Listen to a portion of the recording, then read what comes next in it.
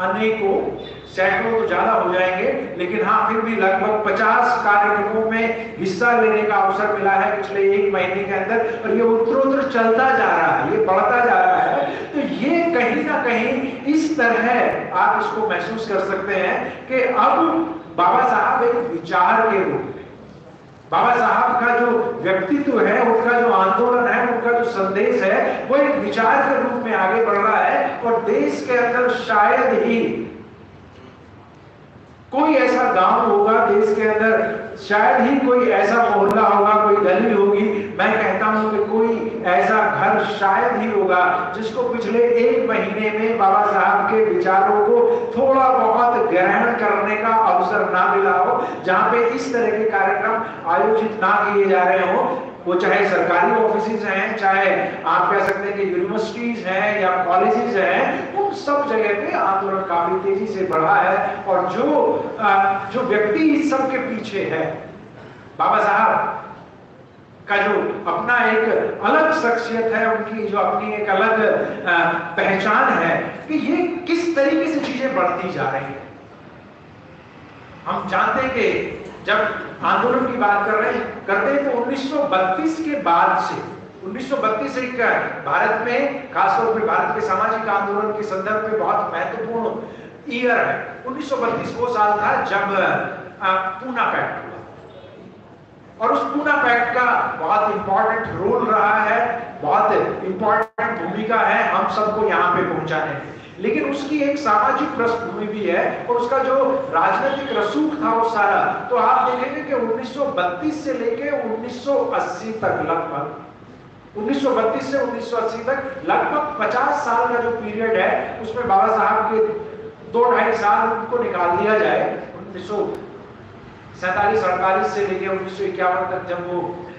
Law minister थे और संविधान का निर्माण हुआ था, उसमें भी कोई बहुत सुखद चीजें नहीं थी उस तरीके से, उस पूरे अनुभव में। लेकिन 1932 से लेके 1980 तक बाबा साहब को वास्तव में इस देश में वो पहचान नहीं मिली जो पहचान मिलनी चाहिए थी। और अगर आप थोड़ा और डीप स्टडी करेंगे तो अखबारों ने, मीडिया ने लगभग बाबा साहब को एक तरीके से साइड में कर दिया, उनका अनादर ही किया। और जो पढ़ाया गया हम लोगों को, जो किताबों में लिखा गया, उसमें भाई अंग्रेजों के गुलाम हैं, देश हिंदुइज्म के या धर्म के विध्वंसक हैं, और इस तरह की बहुत सारी बातें उनके खिलाफ कही गई। ये वो पीरियड था जब आंदोलन हमारा नीचे की तरफ बढ़ रहा था, लेकिन उसमें अभी उस तरह का उभार नहीं आ पाया था। लेकिन 1980 के बाद से, 1980 और 1990 के दशक में इस आंदोलन में जबरदस्त उछाल आता है। और इन 10 सालों में आप देखेंगे कि इन 10 सालों में इस तरीके से हुआ कि 90 तक आते आते डॉक्टर अंबेडकर को भारत रत्न से नवाजा गया। पहले से ही उनकी पार्लियामेंट में एक स्टैचू लगी हुई थी, लेकिन अंदर बाबा साहब का तैलीय चित्र लगाया गया, फिर यूनिवर्सिटीज बनाई गई उनके नाम से, और बहुत सारी चीजें हुई। और ये अचानक कैसे हो गया, मतलब इतनी जल्दी कैसे हो गया कि जिस व्यक्ति को आप, जिस व्यक्ति का नाम लेना नहीं चाह रहे थे, और उसमें कोई विचारधारा की बात नहीं थी, उसमें तो ये नहीं था कि भाई ABCD, राइट लेफ्ट सेंटर या कांग्रेस या कम्युनिस्ट या बीजेपी वाले लोग जो है वो विरोध कर रहे हैं। लगभग सभी लोगों ने एक तरीके से एक सहमति बना के उनको इग्नोर करने का प्रयास किया। लेकिन 90 के दशक में ये चीज मजबूती से, 80 के दशक में खासतौर पे बहुत तेजी से बढ़ी, और अब स्थिति ऐसी आ गई, पिछले 30 साल में आप देख सकते हैं कि स्थिति ऐसी आ गई है कि सबकी